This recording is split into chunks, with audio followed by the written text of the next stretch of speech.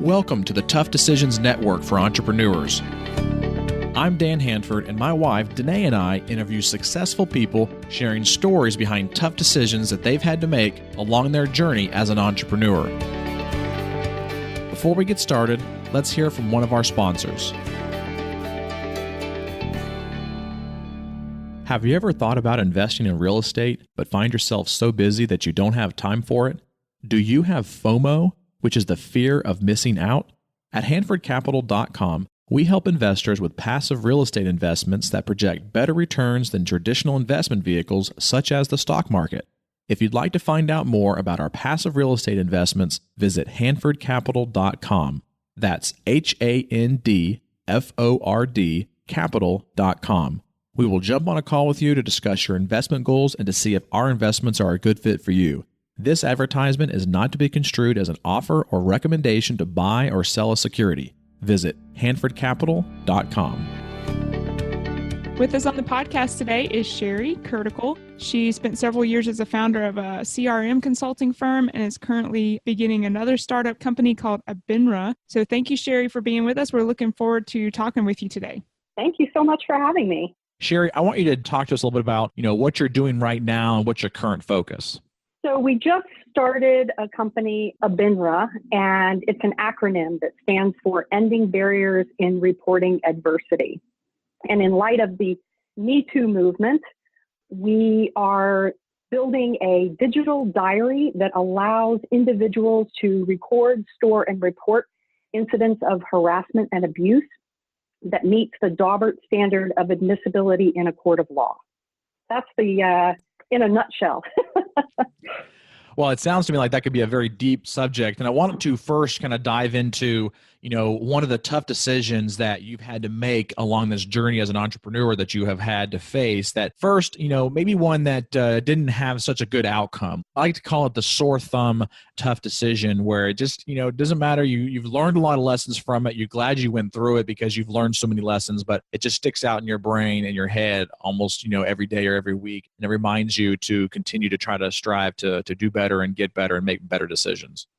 Yeah, so I think a tough decision, being a woman in a primarily male industry, technology, we're delving into blockchain.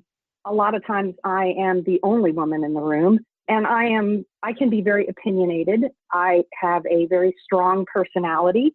I am very respectful, but I will state my mind. And sometimes that doesn't bode real well. I have had situations in companies where I've worked where the CEO of the company has been very combative with me. And when I put my foot down and basically say, I'm not going to tolerate this behavior anymore, there have been times when I have been completely ostracized from meetings and decisions. And so although the outcome is that it's made me a strong person, the downside to that is you still have to be very mindful of speaking your mind, but doing it in such a way that you're moving yourself forward rather than just making a statement. So I've had to learn a lot of lessons. There's been a lot of growing up in that space.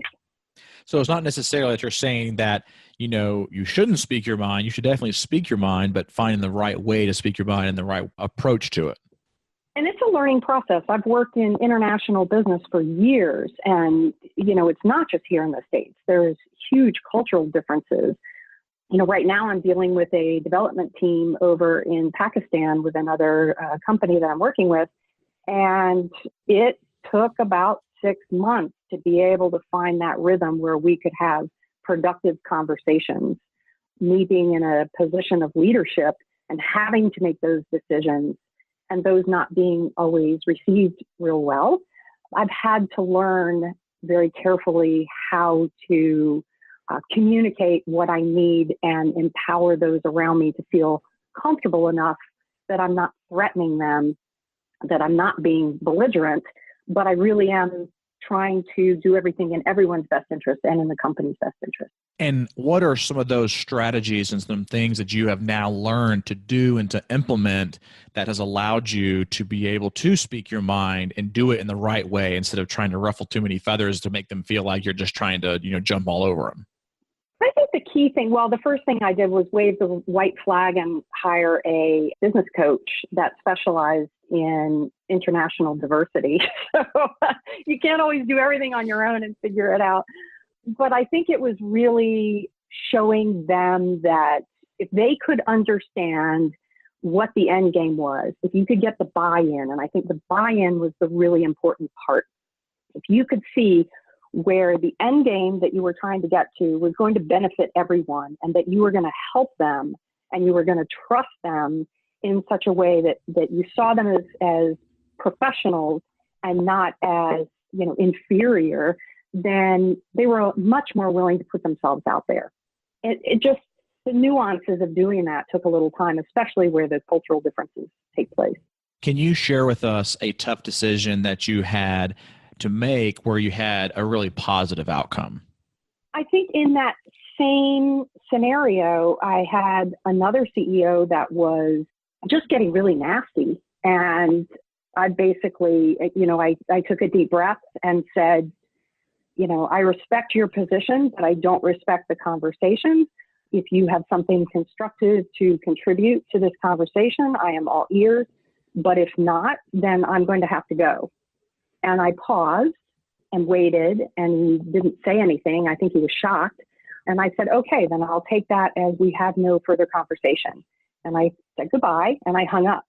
And then I went for a run and did not answer my phone, didn't even take my phone with me. And I thought, okay, I might come back and find a pink slip in my inbox, but it really changed the entire environment after that. I don't think anyone had ever approached him in that manner, and I don't think he even realized how he was treating me or anyone else. And after that, well, I ended up getting a promotion. I was trusted more to make decisions. So it really was the right choice. It was a difficult one because I didn't know what the outcome was going to be. Yeah. I guess you kind of caught him with his tail between his legs after you said that, because it sounds like you might have kind of got him a little shell-shocked. Yeah, there were 3 messages when I got back, and I'm glad I didn't take my phone because, in the space that I'm going into, and I can state that I am a Me Tooer, so I understand that there's a lot of justification after you've done something. So had I taken my phone, the chances are I would have picked up and apologized and just completely wiped out everything I had tried to accomplish earlier. So I think that other tough decision was leaving the phone behind and just going for a run and getting rid of my frustration. That was very helpful. Sheri, I want to shift gears just a little bit and have you talk to us about your newest venture, your current focus in the new startup, and tell us, maybe 1 or 2 of the toughest decisions that you have had to be made while you've been getting this going here in the last several months. So just to backtrack a little bit, a little backstory, when my daughter was 10 years old, this was a couple of years ago, she had to make a tough decision. First of all, she had to figure out what her science fair project was going to be. And one of her new best friends was being picked on at school. And she came home and said, I wish there were a way that she could report this privately because she's being targeted.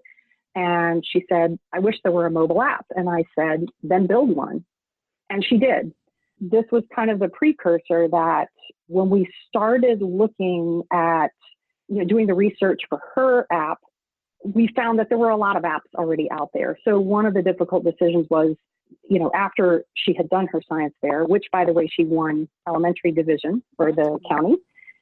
But, when we were going through this, the playing field for all this, and this was before Me Too really broke, there were already so many apps. So the tough decision, I guess, is this something that you pursue? And then we started really diving in and having those Vujade moments when, you see something all the time and then all of a sudden you realize there's something different. So the tough decision was, how do we go forward with this in a way that will impact people's lives? And is this something that, frankly, in starting a C corporation is not right? I feel like I've had an MBA in the last 30 days. I'm having to learn things that, wow, I have just, I never thought I would have to learn. I'm diving into legal areas that are really tricky for lawyers to navigate, and I'm not a lawyer. So making the decision to go forward with something that's both very technical and cutting edge, meaning working with blockchain, in a legal environment that is a hotbed right now, and making sure that everything is going to be set up in a way that this is going to affect people's lives. So we have to get it right. So everything about this has been a tough decision, kind of. Yeah. So just the whole business itself has been tough because of the actual type of business that it is. Can you share with us something that you like to do when you're facing a tough decision? There's a couple of things, and I guess it really depends on the type of tough decision. So if it's something that's just really high stress in the moment, like I mentioned before, I'll go for a run, because that's a physical way that I can just let go of everything, kind of empty my brain for a little bit, and then come back and take a different perspective on it. If it's something that I really need to contemplate and mill over, I have a huge garden, and there's something very physical and grounding about sticking your hands in the earth. And I love to garden. I'm a good gardener. So I'll get out there and pull weeds, and the physicality of pulling weeds and getting your hand in the soil is very calming and gives me that kind of slow down moment to really think through those decisions. I also read a ton. I read first thing when I get up. I read during a lunch break. If I'm on a train in the evening before I go to bed, I'm constantly learning. And just gathering all that information helps me be more informed, so that when I do reach out to my mentors or my attorney or whoever, I can ask the right questions and not waste their time as well. I can't wait to hear your next answer to our next question, which is, what would you recommend for our listeners as a book that they should read, and maybe one that most affected the way you make decisions or how you are involved in your businesses? I would have to say there's two books that really affected me the most.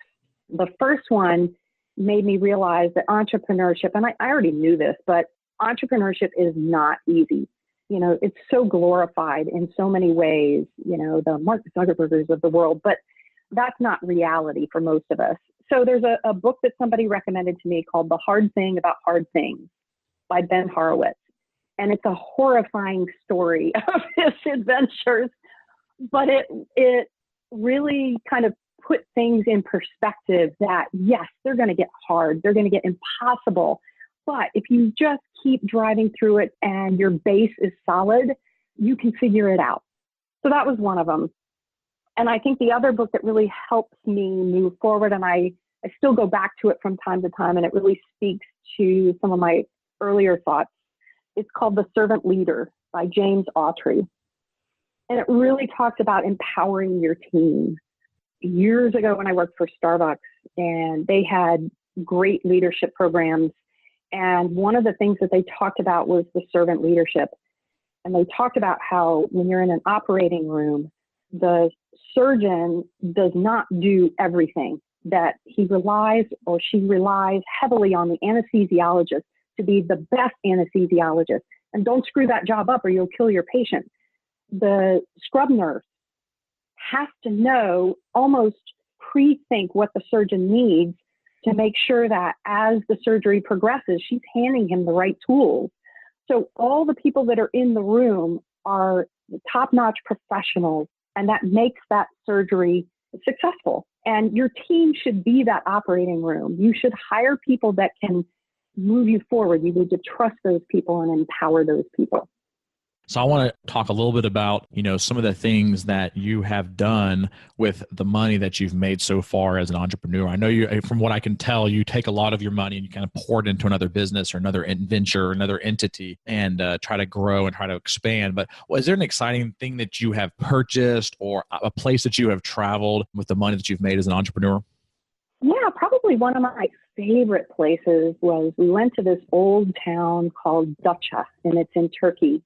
And it's this almost like stone village with, dirt paths. And one of the most exciting purchases, and it's not anything extravagant. I'm really not an extravagant person, but it was this beautiful collage of mirrors and evil eye beads. And it was all strung together with twine and on a stick. But it was just so beautiful in the way the light reflected off of it. And I brought it home, and it ended up going into my daughter's bedroom, and it's still there now. So yeah, That was years ago. Wow. Well, that's an interesting item. I don't think we've ever had anybody describe an item like that they purchased, but it's obviously an item that has some meaning behind it and will continue to provide meaning for not just you as you move forward, but also for your daughter there. What's the next item on your bucket list or on your vision board right now? So I love color. I love the Indian culture, and I am dying to go to India someday. I almost got there recently, but was unable to go from family emergency. But just the colors and the silks and the smells and I just, maybe I'm romanticizing, but I am really looking forward, and I will go to India one day. I will be there. And is your favorite color garnet? I like chartreuse. I like turquoise. I like deep reds. Well, a really good deep red is garnet. Garnet and black. Yeah. Yeah. It's a good Gamecock color. Orange is a really good color too. Go Tigers. I was wondering if you're going to pick up on that. You were like, oh yeah, I like that color. Great. I got her on the recording saying she likes garnet. Until you threw the black in there. Thanks. I like hens. Well, like I said, we will not hold that against you, but really, Sheri, we really appreciate you coming on the podcast and sharing your insights and all of your knowledge. How can the listeners reach out to you and kind of follow you some more and get some more information from you after they've listened to the episode? I try very hard to be very approachable and easily reached. So LinkedIn, Facebook, Twitter, all of the tags are EBinRA, EBinRA. I'm on LinkedIn, and they can even email me if somebody wants to email me. It's SHERIK@EBinRA.com. But just be careful. If you reach out to her, she will tell you what's on her mind. She will speak her mind. Well, we will, Sheri, put all of those links on the show notes. You can find them if you're listening at toughdecisions.net, and just search for this podcast episode on the website there. And again, Sheri, thank you so much for your time. Look forward to having you on a future episode. Thank you so much. I really appreciate it. Have a great day. All right. Bye-bye. All righty. Thank you for listening to the Tough Decisions Network. Be sure to visit toughdecisions.net to gain access to show notes for this episode and to join our free weekly entrepreneur email, where we will send you news about the latest technology for your business, inspiring quotes, and the latest books for entrepreneurs. That's toughdecisions.net.